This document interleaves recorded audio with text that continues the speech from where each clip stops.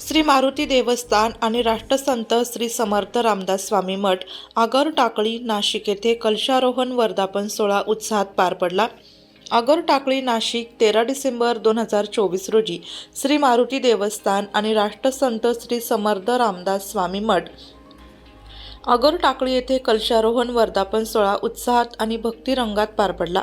या पवित्र सोहळ्याला अनेक भक्तांनी उपस्थित राहून मनोभावे भाग घेतला।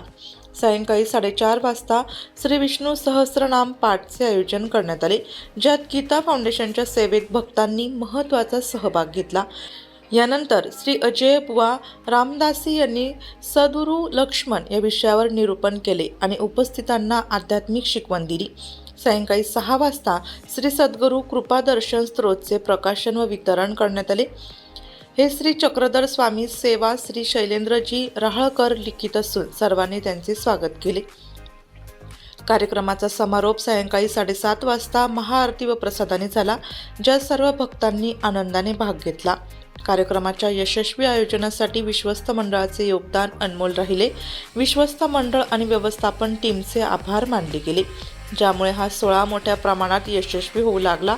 यावेळी अध्यक्ष जगदीश दळवी, 7वे जिल्हा व सत्र न्यायाधीश नाशिक सौ अर्चना रोजेकर, विश्वस्त प्रसाद चौधरी, विश्वस्त ॲडव्होकेट नागनाथ गोरवाडकर, विश्वस्त भालचंद्र कर्वे, CA, विश्वस्त रवींद्र पाटील, विश्वस्त प्रशासक दत्तात्रय जुनरे, दीपक कुलकर्णी, रमेश कुलकर्णी, शैलेंद्र राहळकर उपस्थित होते।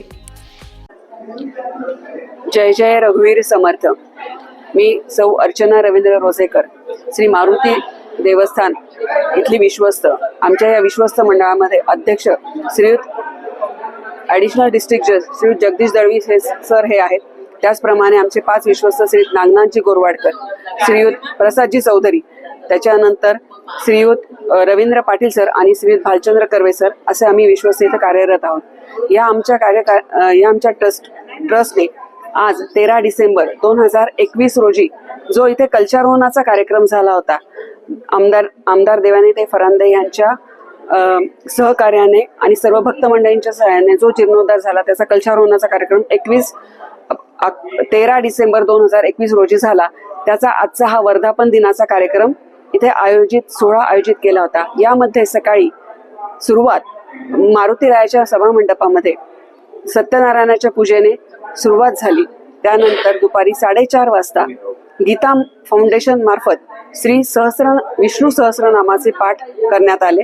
त्यानंतर आपले आदरणीय श्री अजय बुवा रामदासी यांचे प्रवचन सद्गुरू लक्ष्मण या विषयावरती त्यांचं निरूपण झालं आणि त्यानंतर श्री शैलेशजी राहळकर यांनी श्रीधर स्वामींचं जे श्री सद्गुरू कृपादर्शन या स्तोत्राचं प्रकाशन इथे झालं आणि सर्व भक्तांना त्याचं वाटप करण्यात आलेलं आहे। याचप्रमाणे या ठिकाणी आमचे आदरणीय माजी विश्वस्त श्रीयुत सुधीरजी शिरवाडकर आणि श्रीयुत भानुदासजी शौचे हेही उपस्थित होते, त्यांचे पण मी आभार मानते।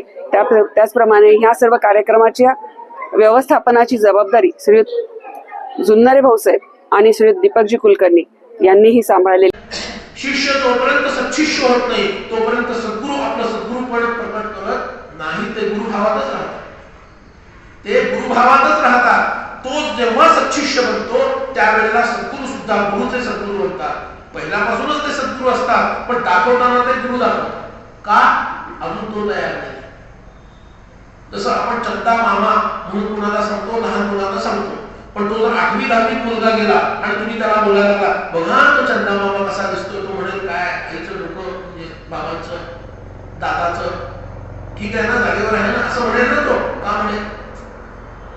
1ली 2री मध्ये जे सांगायचं ते 8वीला सांगू का आपण? तशी ही गोष्ट म्हणून तत्पदंदर्शितन असं म्हणताना ते तत्पदवाच्य असणारं परब्रह्म हे जो सद्गुरुदेव त्या शिष्याला दाखवतो, तस्मै श्री गुरवे नमः। त्या ब्रह्मस्वरूप सद्गुरूंना मी वंदन करतो असं म्हणते। असं हे सद्गुरू आपल्याकडं पंचदेवतांचं महात्म्य आहे। पंचमुख्य देवता आणि त्यांचे अवतार याचं महात्म्य आपल्याकडे आहे. कोणत्या पंचदेवता आहेत? भगवान गणेश, शक्ती, भगवान सूर्य, भगवान विष्णू आणि भगवान शिव. सूर्य म्हणजेच ब्रह्मदेव, हिरण्यगर्भात्मक सूर्य म्हणजेच ब्रह्मदेव. या 5 देवतांचं विशेष महत्व हिंदू धर्मामध्ये आहे आणि तुमच्या देवघरामध्ये या 5 देवता असल्या म्हणजे तुमचं देवघर परिपूर्ण आहे. आपण 100 देव गोळा करतो त्याची अपेक्षा नाही आहे. या 5 देवता आल्या की सांग. मग विष्णू असतील तर विष्णू रूपात असतील किंवा त्यांचे जे अवतार आहेत त्याच्यातील कोणताही एक अवतार तोही चालेल.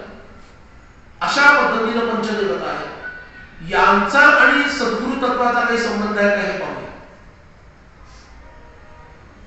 कारण या देवता काय करतात तेच कार्य सद्गुरु सुद्धा जर करत असतील तर या सर्व देवता त्यांच्या आतमध्ये विद्यमान आहेत असं का मानावं आणि म्हणून त्यांचीच उपासना फलदायिनी कशी ठरते हे लक्षात घ्यायला पाहिजे. परमार्थाच्या दृष्टीने जेव्हा आपण विचार करायला लागतो त्यावेळेला तुम्हाला क्रम सांगतो. गीतेमध्ये हा क्रम सांगितलाय. आताही तो क्रम थोडा विशद करून सांगतो म्हणजे कुठल्या संदर्भामध्ये बोलतो हे लक्षात येईल. जो भूतांना भजतो तो भूत बनतो. भगवान सांगतात गीतेमध्ये, जो भूतांना भजतो तो भूत बनतो. जो त्याच्यावर थोडी उच्च शक्ती आहे, देवी देवतांना भजतो तो स्वतः देवत्वाला पोहोचतो. तो देवी देवतांचा